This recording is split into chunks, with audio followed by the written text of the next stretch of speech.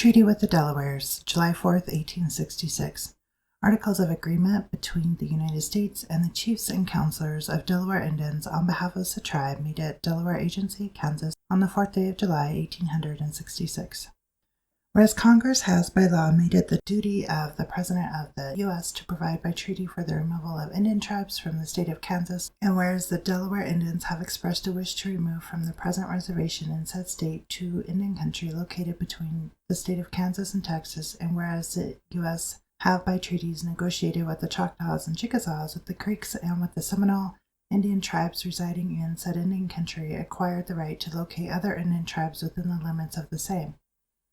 And whereas the Missouri River Railroad Company, a corporation existing in the state of Kansas by the laws thereof, and which company has built a railroad connecting with the Pacific Railroad from near the mouth of the Kaw River to Leavenworth, in aid of which road the Delawares, by treaty in 1864, agreed to dispose of their lands, has expressed a desire to purchase the present Delaware Indian Reservation in said state in a body at a fair price. It is hereby agreed between Thomas Murphy, Superintendent of Indian Affairs, John G. Pratt, Agent for Delawares, and William H. Watson, Special Commissioner, who are duly appointed to act for the U.S., and Captain John Connor, Captain Sarcoxy, and Charles Journey Cate, Chiefs, and James Ketchum, James Connor, Andrew Miller, and John Sarcoxy, Counselors duly appointed and authorized by said Delaware Indians to act for them and in their behalf, viz. Article 1, that the U.S. shall secure and cause to be paid to said Indians the full value of all that part of their reservation, with the improvements then existing on the same, heretofore sold to Leavenworth, Pawnee, and Western Railroad Company, according to the terms of a treaty ratified August 22nd, 1860, and supplemental treaties, and in accordance with condition, restrictions, and limitations thereof. Article 2. That the Secretary of Interior shall be, and he is authorized to sell to said Missouri River Railroad Company, or to other responsible party or parties, in a body, all the remaining part of said reservation, being the lands conveyed to said Delaware Indians, in pursuance of the provisions of the Supplemental Treaty of September 24, 1829, and all other lands owned by said tribe in Kansas, not previously disposed of, except as hereinafter provided, for a price not less than $2.50 per acre, exclusive of improvements. Article 3. It shall be the duty of the Secretary of Interior to give each of all adult Delaware Indians who have received their proportion of land and severalty an opportunity, free from all restraint, to elect whether they will dissolve their relations with the tribe and become citizens of the U.S., and lands of all such Indians as may elect to so become citizens, together with those of their minor children held by them in severalty, shall be reserved from the sale hereinbefore provided for. And the Secretary of Interior shall cause any and all improvements made on any of the said lands, the sale of which is provided for, whether held in common or in severalty, to be appraised, and the value thereof added to the price of said lands, to be paid for when payment is made for the lands upon which said improvements exist, and the money received for the improvements on the land of each Indian held in severalty shall be paid to him at any time after its payment to the Secretary of the Interior, when the Department shall be notified that said Indian is ready to move to Indian country, to provide for his removal to, and to enable him to make improvements on his new home therein. Provided that whenever it shall be ascertained under the registry above provided for what lands will be vacated, there shall be set apart from the lands held in common, for each child of Delaware blood born since the allotment of land to said tribe and severalty was made under previous treaties, a quantity of land equal to the amount to which they would have been entitled, had they been born before said allotment, provided that selections for children belonging to families whose head may elect to remain may be made from lands which are to be vacated by those who elect to remove, and provided further that in case there shall be improvements upon any heretofore allotted lands, so selected for children of the Delaware, payment shall be made for such improvements at their appraised value by the parents or guardians of such children, at the same time as if the said lands had been sold to the railroad company or other parties. Article 4. The U.S. agreed to sell to the said Delaware Indians attractive lands ceded to the government by the Choctaws, Chickasaws, Creeks, Seminoles, or which may be ceded by Cherokees in Indian country, to be selected by the Delawares in one body, in as compact a form as practicable, so as to contain timber, water, agricultural lands, to contain in the aggregate, if the said Delaware Indians shall so desire, a quantity equal to 160 acres, for each man, woman, and child who shall remove to said country at the price per acre paid by the U.S. for said lands to be paid for by the Delawares out of the proceeds of sales of lands in Kansas heretofore provided. The said tract of country shall be set off with clearly permanently marked boundaries by the U.S. and also surveyed as public lands and surveyed when the Delaware Council shall so request, when the same may in whole or in part be allotted by said council to each member of said tribe residing in said country, said allotment being subject to approval of the Secretary of Interior. Article 5. The U.S. guarantee to the said Delawares peaceable possession of their new home herein provided to be selected for them in Indian country, and protection from hostile Indians and internal strife and civil war, and a full and just participation in any general council or territorial government that may be established for the nations and tribes residing in said Indian country. Article 6. It is agreed that the proceeds of the sale of the Delaware lands herein provided for shall be paid to said Indians in the manner following, to wit: whenever the Department of the Interior shall be notified by the Council through the agent that any of the Delawares who hold land in severalty are ready to remove at the same time, describing their allotments, there shall be paid to each such person the value of his allotment and that of his family to enable him to remove to and improve his new home, provided the money for the said allotment shall have been paid to the Secretary of Interior, and while said money or any part thereof shall remain in the Treasury of the U.S., the Delawares shall be entitled to receive interest on the amount so retained at the rate of 5% per annum, and the residue of the proceeds of the sale of the Delaware lands, being those which have not been allotted or which have once been allotted but have been abandoned by the allottees, shall be added to the general fund of the Delawares, interest thereon to be paid to Indians in the same manner as is now provided in regard to that fund. Article 7. Within 30 days after the ratification of this treaty, it shall be the duty of the Secretary of Interior to give the said Missouri River Railroad Company notice that he is authorized to contract with them or other responsible party or parties for the sale of said lands on the terms specified in this treaty, indicating the approximate quality thereof, and within 20 days after receiving said notice at their usual price of doing business.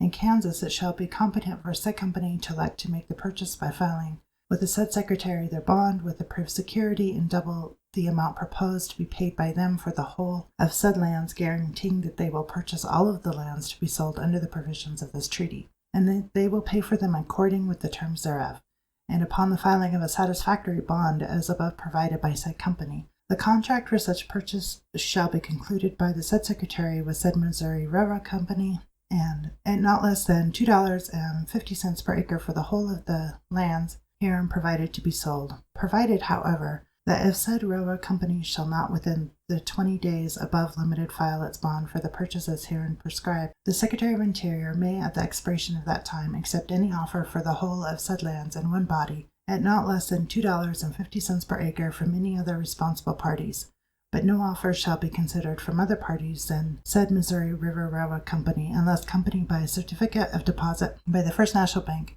of the City of Washington, D.C. to the credit of the said Secretary for an amount equal to 10% of the aggregate value of the land at the price proposed, to be forfeited for the use of Delawares if the sale should be awarded to said person or corporation so proposing to purchase the lands, and said party should fail to make payment as hereinafter provided. Article 8. That within 60 days after the sale of said land shall have been effected, the purchaser shall pay to said secretary in trust for the Delawares the stipulated price of said unallotted lands,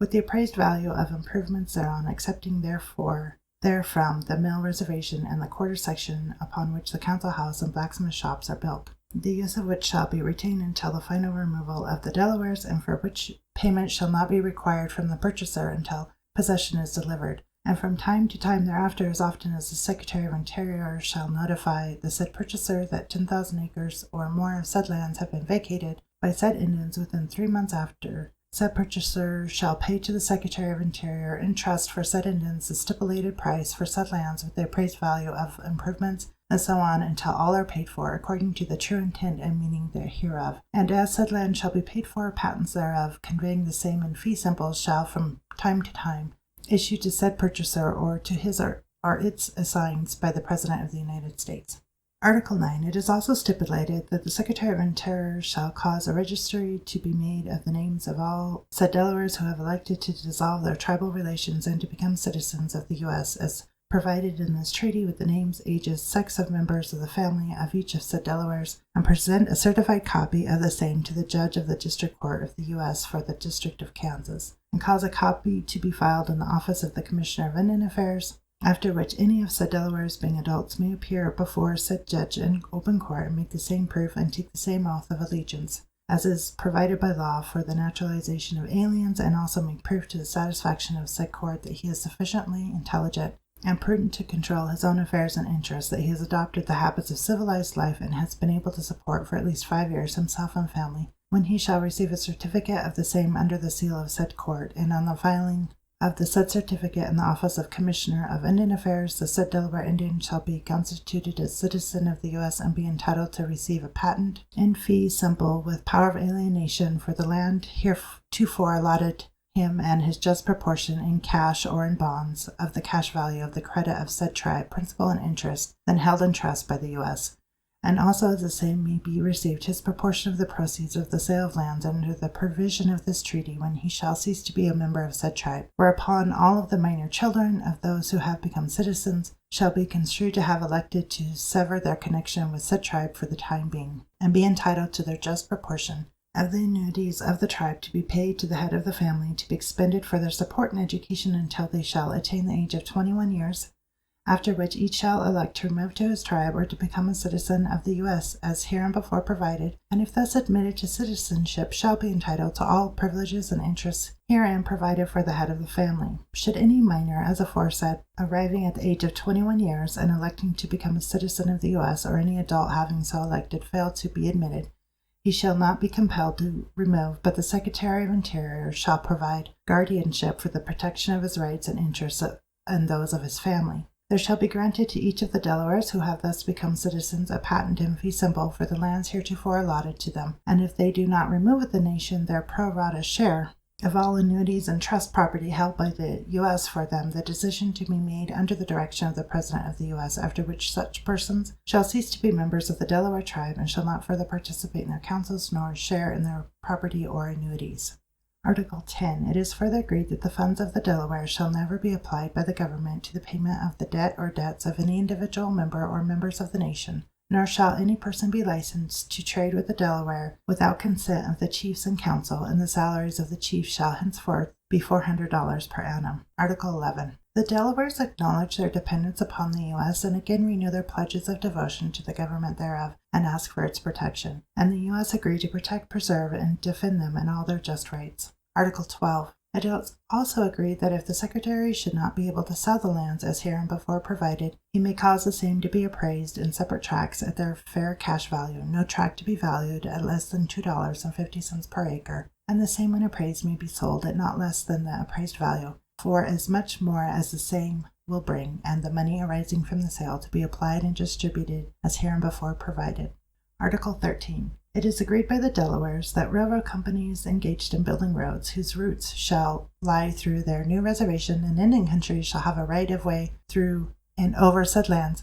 not exceeding 200 feet in width for any such road, and also the right to enter on all lands and take and use such gravel, stone, and other material except timber as may be necessary for the construction of such roads. Compensation to be made for any damages done in obtaining such material, and for any damages arising from the location or running of such roads to improvements which shall have been made before such road shall have been located, such damages to be ascertained, under regulations to be prescribed by the Secretary of Interior. Article 14. The U.S. further agree that in accordance with the general provisions of the 6th Article of the Delaware Treaty of May 30, 1860, which have not yet been fulfilled, there shall be credited to the Delaware in the purchase of their new reservation in Indian country the sum of $30,000, which credit by the U.S. shall be received by Delaware as a full settlement of all claims against the government for depredations upon timber to the date of the signing of this treaty. And the Delawares shall receive without cost from the U.S. land included within their new reservation to the amount of 23 sections, in place of the 23 sections of half-breed cow lands referred to in said 6th section of the Treaty of 1860, and inasmuch as the Delawares claim that a large amount of stock has been stolen from them by whites since the Treaty of 1854, the U.S. agree to have a careful examination of such claims made under the direction of the Secretary of Interior, and when the value of such stolen stock shall have been ascertained, The same shall be reported to Congress with a recommendation for an appropriation to pay for the same, and all monies appropriated for such purpose shall be paid to the owners of said stock. Article 15. It is also agreed by the contracting parties that nothing contained in this treaty shall be so construed as to require the Delawares to remove from their present homes until after they shall have selected and received title to lands for new homes elsewhere. In testimony whereof, the said President, Superintendent, Agent, and Special Commissioner on behalf of the U.S. and said chiefs and counselors on behalf of the Delawares have hereunto set their hands and seals this 4th day of July, 1866. Thomas Murphy, Superintendent; John G. Pratt, Agent; W.H. Watson, Special Commissioner; John Connor, his ex-mark, Head Chief; Captain Sarkozy, his ex-mark, Assistant Chief; Charles Journeycake, Assistant Chief; James Ketchum, James Connor, his ex-mark; Andrew Miller, his ex-mark; John Sarkozy, his ex-mark. Counselors: Isaac Johnnycake, U.S. Interpreter, in presence of Henry S. Bulkley, Edward S. Manager, Louis A. Manager.